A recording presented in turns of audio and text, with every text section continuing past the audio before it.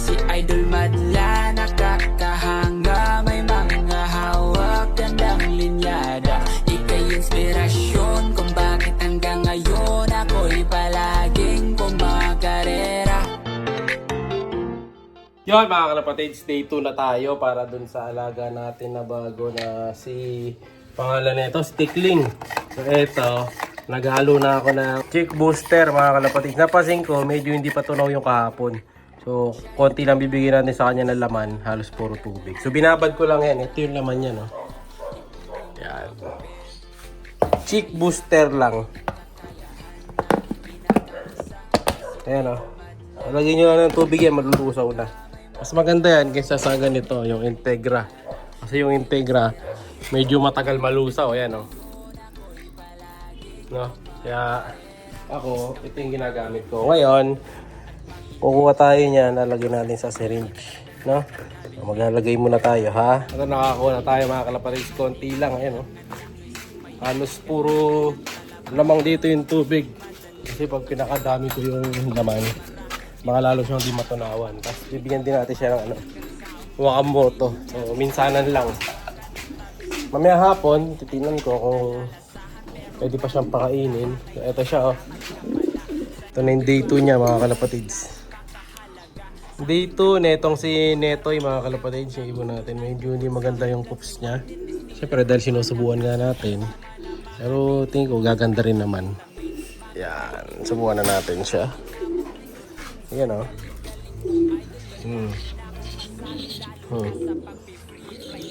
Parang ano din siya, eh. Parang may sipon-sipon mga kalapatids, eh. Yan, nagbabara yung ilong niya.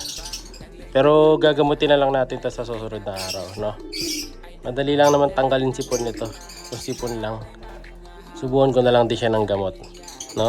Or yung papainom ko sa kanya mamayang hapon, lalagyan ko na ng ano, ng Betracin. Ayun, no? Para siya magkakasipon, eh. Sana maano natin to, ma-recover natin. Kawawa naman. Magandang ano to, magandang handpid to pag nasanay. Yan. Ayun, oh, yung butchi niya, oh, may laman pa, eh. Kaya matubig yung ginawa ko ano sa kanya. Timpla.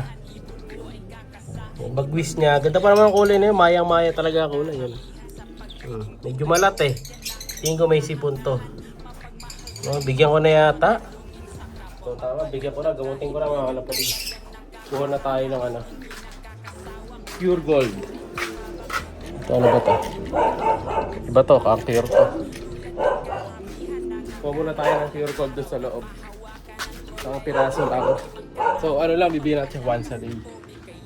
So sinusubukan naman natin siya ng inumin. Lalagyan ko na rin siya ng ano pala, painuman. Para masanay na rin siya uminom. Kasi baka ano siya, matigot. Siguro painuman. Saka Pure Gold. So, eto. Hesoyam, pwede rin. Eto na lang muna bigyan natin. Kasi medyo malakas kasi ito, eh. Pero maganda to pag unang bigay. No? Kasi wag na to. Masyadong malakas. Ito muna. Doon tayo sa ano lang muna. Mild. Kuha natin siya ng isa. Yun.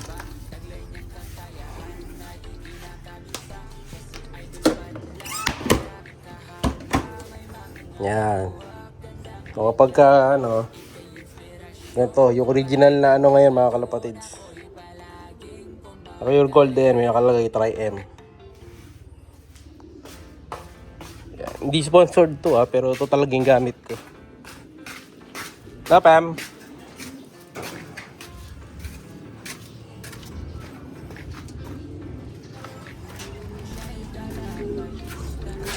Dali natin doon.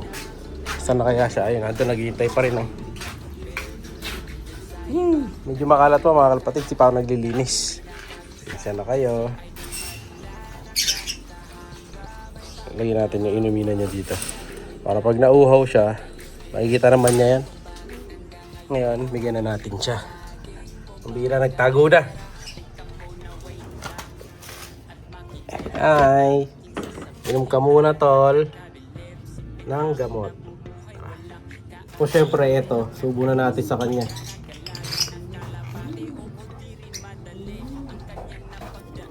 Let's go.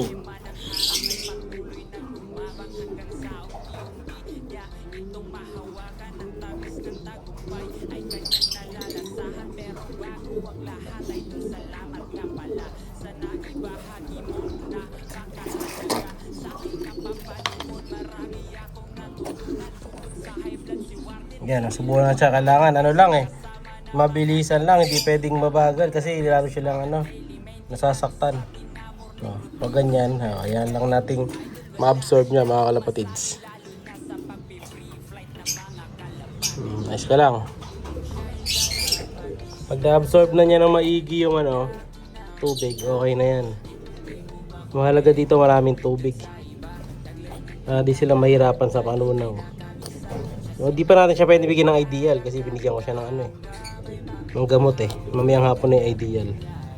Yan, para lang mawala yung sipon niya. May sipon eh. Bilis lang naman gagaling to. Day 2 na mga kalapatids, pero kahit pa paano, medyo malumalaki-laki na siya. Medyo barado lang ilong ngayon. Ay, nahirapang humingi. Pupunasan ko ilong niya ngayon mga kalapatids para malinis natin. Ilamusan natin siya. Or baka hindi sipon yan, baka yung pala yan. Yung pids, lumalabas lang sa ilong niya. Diba? Kawawa, mataba naman mga kalapatids. Ito yung paa. Pag yung kalapate malnourished, makikita nyo yun sa paa. Yung paa nila. Payat yung paa. Normal lang yung paa na ito. Okay pa to. Hindi pa siya malnourished. Okay naman katawan eh. Saktuhan pa sa size. Meron pang mas payat pa dito. Ayan ganyan lang. Mamaya bibigyan natin ng to. Ideal. So balik na natin siya dito sa taas. Kaya lang nakaiwalay nga siya dito kasi nga baka umisipon siya. Baka makahawa siya eh.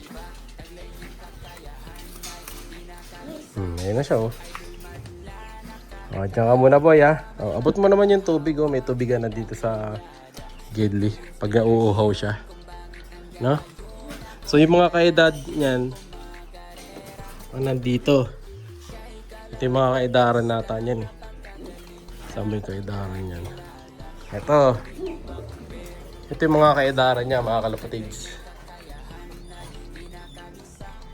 Yan ang mga kaedaran niya. Mga Jansen Relax ang kaedaran niya. Kaya lang itong mga to medyo mas matataba to. Saka may sila, may magulang eh. Pero pagka nahihirapan nga, ito pwede nyo bigyan ganito, supportahan nyo. Mura lang to, sandaan. Lagay ko lang din yung link nito. Syringe 100 ml para maka-order kayo. So yun muna para sa araw na to. Update ko kayo sa susunod. Then yung mga bago nating young birds So comment na. Baka kayo na yung susunod na makatanggap ng bagong young bird. May pamimigay ako. Possible blue bar. Kaya paninintay nyo. Comment na. Siya'y kalapatistang napakagaling na kinakilala.